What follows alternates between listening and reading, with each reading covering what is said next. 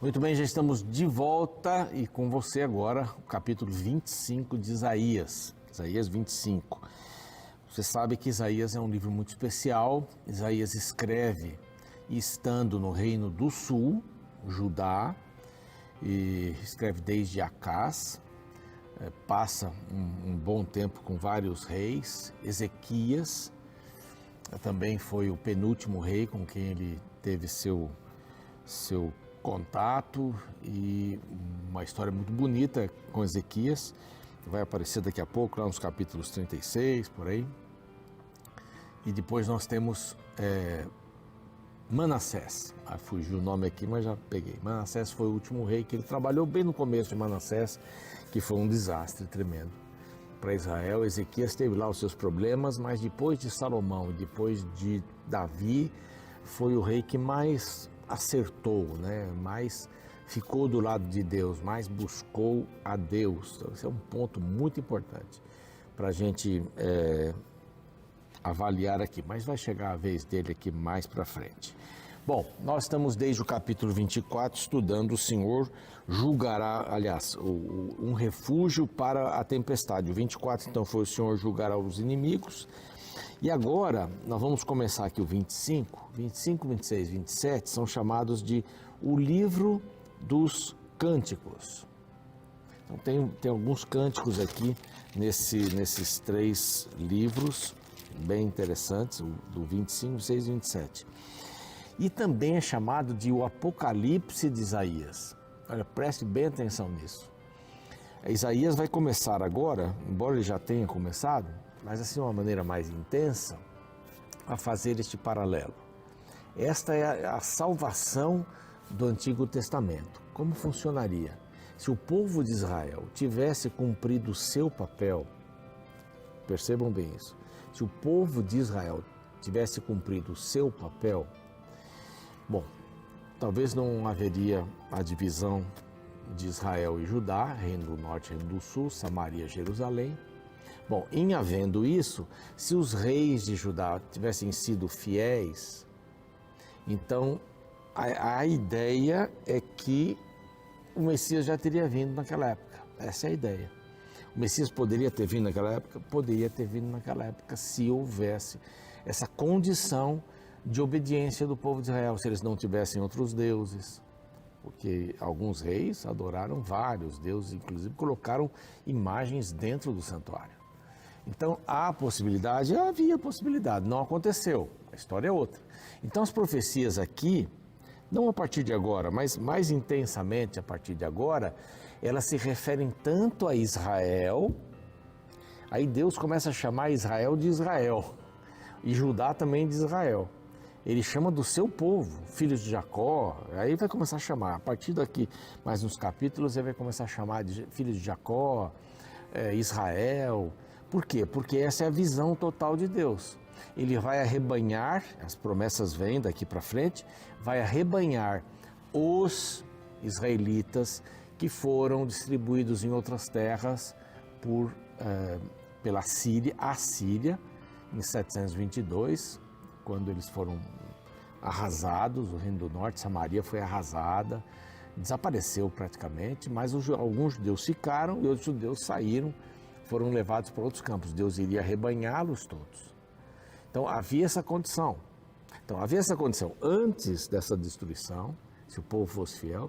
Havia condição depois dessa destruição, Deus iria arrebanhá-los. Antes de Judá ser cativa da Babilônia, nós vamos ver mais detalhes aqui, já vimos, né, quando estudamos alguns livros lá atrás, uns livros históricos. Então havia chance do Messias vir, havia chance também do Messias vir depois da Babilônia,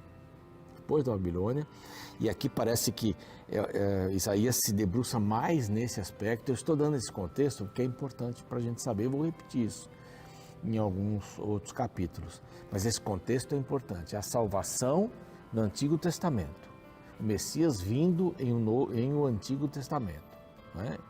No Antigo Testamento. Então, bom, vamos dizer, o povo está lá, cativo da Babilônia, volta para Jerusalém, o reino vai ser instalado, o povo obedece de novo, o povo se torna povo predileto de Deus, Deus não os rejeita, ou antes ou depois da Babilônia, e então vem as promessas, vamos ajuntar todos, todas as nações vão reconhecer, nem todas as pessoas, mas todas as nações vão reconhecer que eu sou o Deus, Criador e tal. A partir do 40, então, isso intensifica tremendamente, intensifica muito. Vai falar depois do Messias em diversos aspectos, né? O Messias sofredor e tal. Mas isso é importante a gente ter em mente. Isaías aqui vai dar sempre um paralelo. O que poderia acontecer aqui na Terra, quer dizer, ainda nos dias deles, né?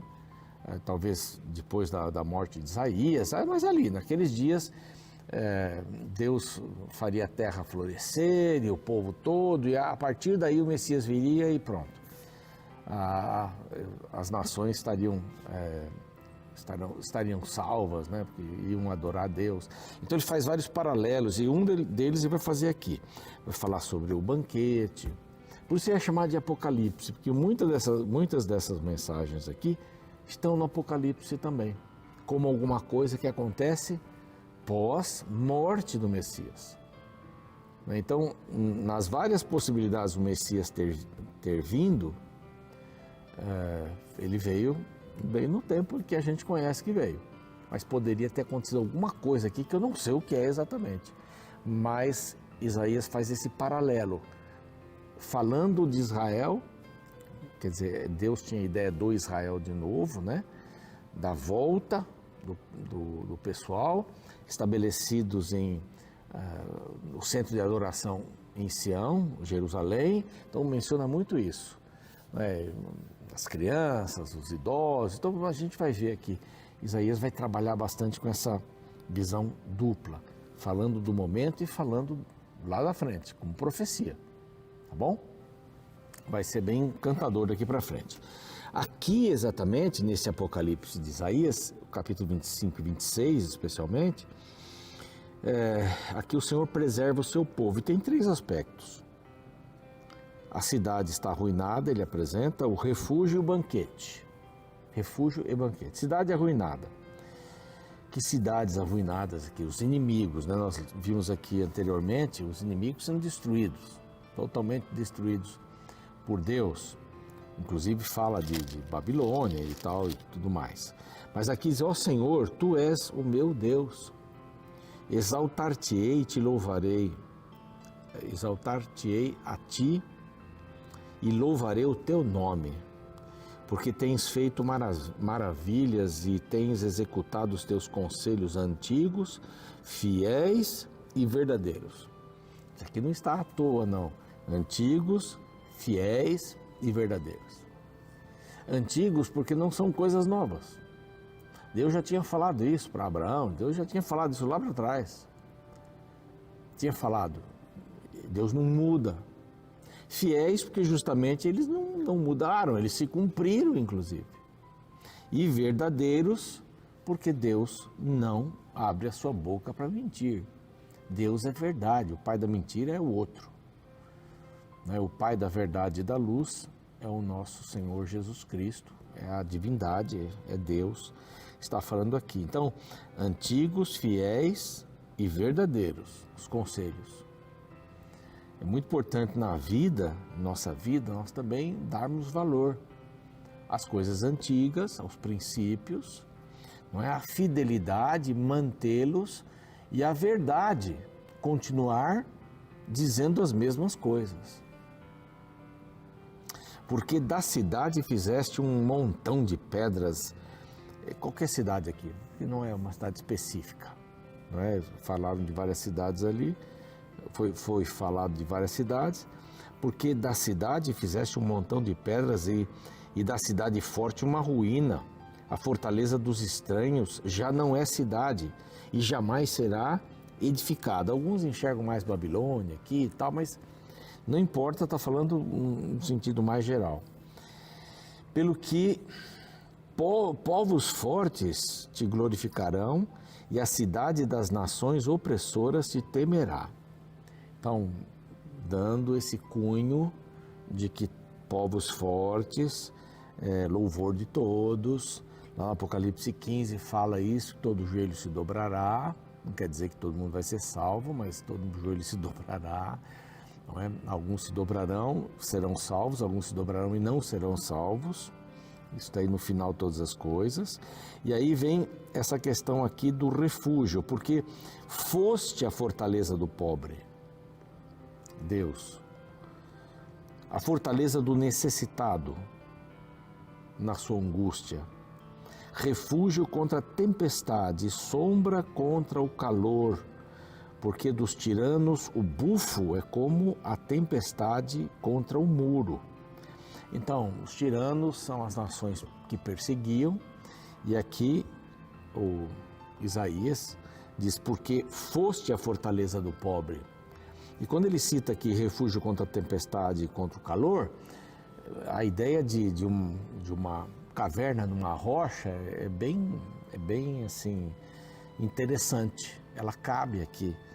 E Deus se chama de rocha aqui, fortaleza de novo, refúgio na tempestade e na sombra. Que refúgio melhor é esse de ver a Deus como uma rocha. E o verso 5 diz assim, como o calor em lugar seco, tu abaterás o ímpeto dos estranhos, como se abranda o calor pela sombra da espessa nuvem.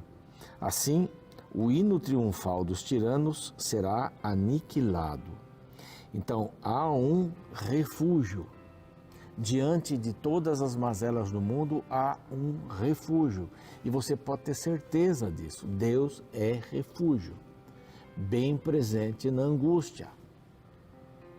Então, para qualquer circunstância, Deus pode ser essa caverna, não é, que livra da tempestade e livra do calor. Esse bufo do calor, que é fogo, né, que queima. Como refúgio, podemos ir a Deus a qualquer momento, em qualquer circunstância, sem nenhum problema. Há pessoas que têm me procurado e dizem assim, eu não procurei a Deus porque é uma coisa muito vergonhosa eu falar isso para Deus. Mas você tem que falar isso para Deus, porque Ele é seu amigo. É a questão da fé, né, do relacionamento, que eu falei logo no início do programa, né? Fé é relacionamento. Eu conheço, eu confio, eu me entrego. Eu falo. Eu busco. A gente não pode falar para todo mundo a nossa dor, mas para algumas pessoas que você confia, você conhece, confia, você se entrega, você fala. Não é minha vida não pode ser um livro aberto, não tem isso. O Senhor dos Exércitos dará neste monte, em Sião, a todos os povos, veja lá, isso aqui não quer dizer salvação universal, não. Isso é a todos os povos que o aceitarem. Um banquete de coisas gordurosas, aí tem um óleo trufado, tinha coisas assim maravilhosas, deliciosas, então é mais nesse sentido, coisas gordurosas, uma festa com vinhos velhos, pratos gordurosos de tutano, não é trufado, é tutano, e vinhos velhos bem classificados. O vinho velho, ou ele fica, quando ele é bom, ele é saboroso. Quando ele não é bom, ele fica azedo. Então aqui é uma coisa saborosa, sem entrar em detalhes aqui sobre alcoólico ou não alcoólico, né? Porque a gente já falou sobre isso, vamos voltar a falar logo. Destruirá neste monte a coberta que envolve todos os povos e o véu que está posto sobre todas as nações. Deus vai destruir esse véu que faz o povo, que fez o povo de Israel ficar cego. E também nos nossos dias, coisas que nós não conseguimos ver, o invisível que a gente não vê. Naquele dia se dirá, olha aqui esse texto aqui, Apocalipse 19, eis que este é o nosso Deus em quem esperávamos e Ele nos salvará, este é o Senhor a quem aguardávamos. A sua salvação, na sua salvação, exultaremos e nos alegraremos. Você viu? O duplo sentido. Pode acontecer, poderia ter acontecido, mas não aconteceu. Ele termina falando sobre Moabe, a destruição de Moabe, que representa, que é um símbolo de todos que tentaram fugir, né? que criaram mal para o povo de Deus e tentaram fugir. E o Senhor aqui vai terminando conforme o que ele já falou sobre Moabe, né? Que os rios vão se tornar sangue, etc. Então vão nadar no sangue.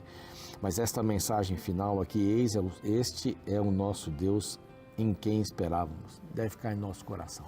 Vamos guardá-lo no coração, né? Essa visão do Apocalipse de Isaías, a gente continua amanhã com o capítulo 26, que tem mais algumas coisinhas aí. E daí para frente a gente vai ver muitos paralelos desses. Vamos orar? Pai querido, nós queremos estar no dia em que Jesus voltar e estabelecer o seu reino durante 1000 anos no céu e depois nesta terra renovada. Nós queremos estar presentes, nós queremos ter a salvação em Cristo, queremos ser salvos pela sua graça, através da fé, do relacionamento. Nós gostaríamos de andar com Ele aqui, gostaríamos de entender todos os aspectos da salvação, o que eu preciso fazer para depender dEle, como eu preciso me alimentar dia a dia através da palavra. Então, o Senhor nos ensine a fim de que possamos estar contigo hoje e sempre, especialmente mencionando aquele dia. Essas são as bênçãos que te rogamos por Cristo. Amém.